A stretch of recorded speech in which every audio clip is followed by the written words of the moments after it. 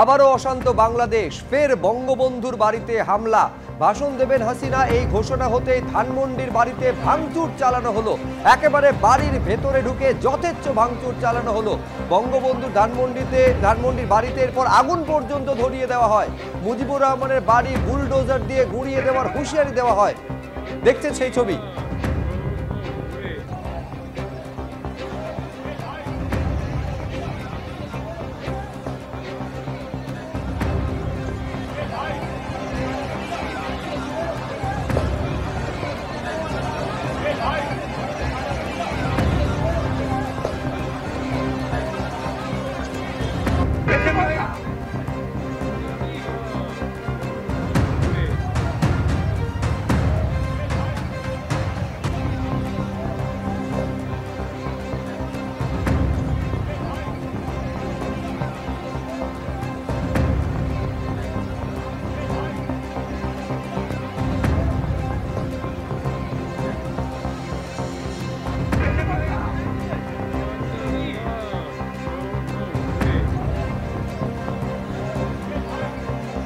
এর আগে 2024-এর 5ই আগস্ট যে ছবি আমরা দেখেছিলাম, ধানমন্ডির বাড়িতে ভাঙচুর করা হয়েছিল। শেখ হাসিনার পদত্যাগের পর সেখানে অন্তর্বর্তী সরকারের প্রধান উপদেষ্টা হিসেবে মোহাম্মদ ইউনূস দায়িত্ব নিয়েছেন এবং তারপর থেকে হিন্দুদের উপর লাগাতার অত্যাচারের ঘটনা। গত 2.5 মাস ধরে বিনা বিচারে জেলবন্দি হয়ে রয়েছেন চিন্ময় কৃষ্ণ দাস এবং তারই মধ্যে এবার সেখানে নতুন করে আমরা দেখতে পাচ্ছি অশান্ত হচ্ছে বাংলাদেশ। সেখানে ফ্যাসিবাদের তীর্থভূমি মুক্ত হবে বাংলাদেশ, এমনই হুঙ্কার উঠছে বৈষম্য বিরোধী ছাত্র আন্দোলনের নেতার তরফে।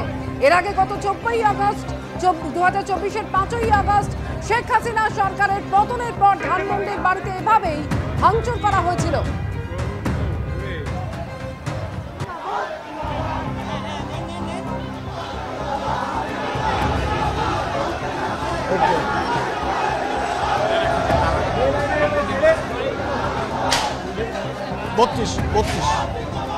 আমি আবারও কথা বলবো, আমাদের প্রতিনিধি অর্ণব মুখোপাধ্যায় সরাসরি আমাদের সঙ্গে রয়েছেন। এই যে ছবি অর্ণব দেখা যাচ্ছে, সরাসরি শুধুমাত্র বাড়িতে একটা অংশ না, বাড়ির ছাদে পর্যন্ত দল বেঁধে এই যারা ভাঙচুর চালালেন তারা উঠে পড়েছেন। অর্থাৎ যথেচ্ছ পরিকল্পনা করে এই ভাঙচুর এবং আগুন ধরিয়ে দেওয়ার ঘটনা ঘটানো হলো। একদমই, দেখো, শুধুমাত্র ধানমন্ডির বাড়িতে ভাঙচুর হচ্ছে সেটা নয়, যেটা খবর আসছে যে রাজশাহীতে সেখানেও কিন্তু ভাঙচুর চালানো হচ্ছে। যেখানে বঙ্গবন্ধুর মুরাল রয়েছে, যেখানে তার মূর্তি রয়েছে, সেখানে ভাঙচুর চালানো হচ্ছে। এবং ধানমন্ডির বাড়িতে তো ডাকই দেওয়া হয়েছিল। এবং এখানকার ইউনিস প্রশাসন কতটা ব্যর্থ তার একটা উদাহরণ হিসেবে বলা যায় যে পুলিশ প্রশাসন বলছেন তারা এই কর্মসূচির খবরই জানতেন না। এবং কিছুক্ষণ আগে যখন বুলডোজার নিয়ে এগিয়ে যাওয়া হচ্ছে এই ধানমন্ডির বাড়ির দিকে, তখন সেনা নেমেছে এবং সেনা এই বুলডোজারকে আটকানোর চেষ্টা করেছে। কিন্তু সেটাও হচ্ছে নামকা ওয়াস্তে, সেটা হচ্ছে বুলডোজার আটকানোর চেষ্টা হয়েছে। তার পরপরই দেখা যাচ্ছে বিএনপির যারা নেতারা রয়েছেন, রিজভি, তারাও বলছেন যে লোকজনকে নামতে রাস্তায়, সোশ্যাল মিডিয়ায় ডাক দেওয়া হয়েছে আরও লোক নামান, যাতে করে সেনা এই বুলডোজারকে না আটকাতে পারে এবং সেই বুলডোজার যাতে এগিয়ে যেতে পারে ধানমন্ডির বাড়ির দিকে। হাসনাত আবদুল্লাহ তিনি ডাক দিচ্ছেন, যিনি বৈষম্য বিরোধী আন্দোলনের অন্যতম মুখ এবং যিনি হচ্ছেন সরকারের তদারকি সরকারের বা এখানে যারা রয়েছেন তাদের অন্যতম মুখ। তিনি ডাক দিচ্ছেন যে ফ্যাসিবাদের অন্যতম জায়গাকে গুঁড়িয়ে দেওয়া হোক। আর সেখানে হচ্ছে প্রশাসন হচ্ছে পুরোপুরি নীরব। এখন এই জায়গায় প্রশ্নটা উঠছে যে যখন সকাল থেকেই এই ধরনের একটা ডাক দেওয়া হয়েছিল যে লং মার্চ টু 32 নম্বর ধানমন্ডি, তাহলে তখন থেকে এই প্রশাসন কি করলো? তারা কেন ঘেরার চেষ্টা করলে না? এই ইতিহাস তো বাংলাদেশের নিজস্ব ইতিহাস, এই ইতিহাস তো বাংলাদেশের মুক্তিযুদ্ধের ইতিহাস।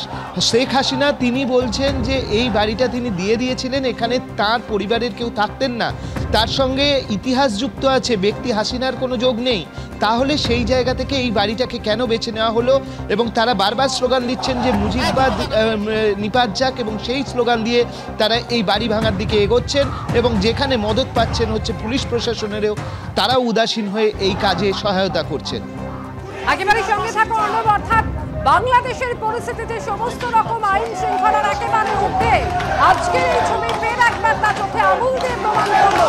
যে ছবি আজকে আমরা দেখতে পাচ্ছি, যেখানে বঙ্গবন্ধুর বাড়িতে এভাবেই যথেচ্ছ ভাঙচুর চালানো হলো।